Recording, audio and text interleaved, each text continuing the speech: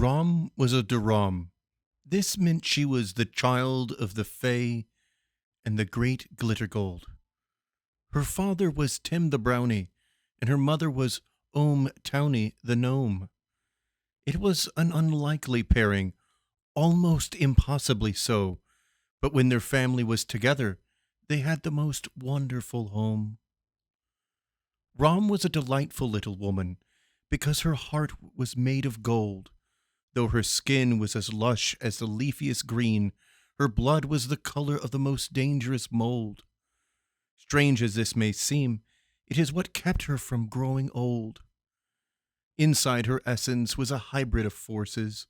One was the earthen presence of Grom, and the other was the sparkle of Glittergold.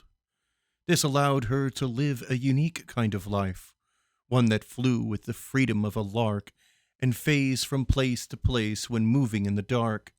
She could hear the thoughts and whispers of gnomes she never knew and utilized the discernment of absolute truth. She was less than savory-looking creature. On her head were two fins that poked out from the fleshy area people typically had hair. Her eyes were tenebrous slits that could spit like venomous serpents. She lacked a nose, and in its place was a flat yet wrinkly space, and her teeth were straight and eerily even. Just above her right ear was a pair of bright and stumpy flowers that quivered and wiggled a few times every hour. She was about as tall as a cat standing on its rear paws, and she wore poor-fitting clothing that made her look frumpy and dumpy. Her feet were oddly bulbous and covered in crispy carapace, and her hands were skinless, revealing the shiny meat that is typically hidden underneath. She spent most of her time with Adam, the one-man pirate band. They loved each other like two peas in a pod, and many nights they would swim together in the Lackland Pond. This was a little lake just outside the town of Bashardad, a quaint place within the kingdom of Winston, a country known for having a king who loved many treats. When they weren't playing and dancing for people and things, the two worked in tandem to help people live gleefully and happy as can be. Rom was the daughter of one of the greatest little adventurers Materia had ever known. This was something that inspired her to live a life that was bolder than most peasants would ever know. She would travel the countryside searching for bandits and evildoers who plagued the streets and robbed people's homes. Using her ability to hear the whispers of gnomes she had never known, she could make surefire bets that she could find a place that was the victim of theft.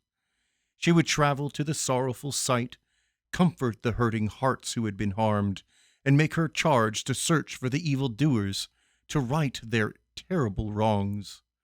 Using the essence infused into her by Grom, she used her discernment to reveal hidden truths and uncover important clues.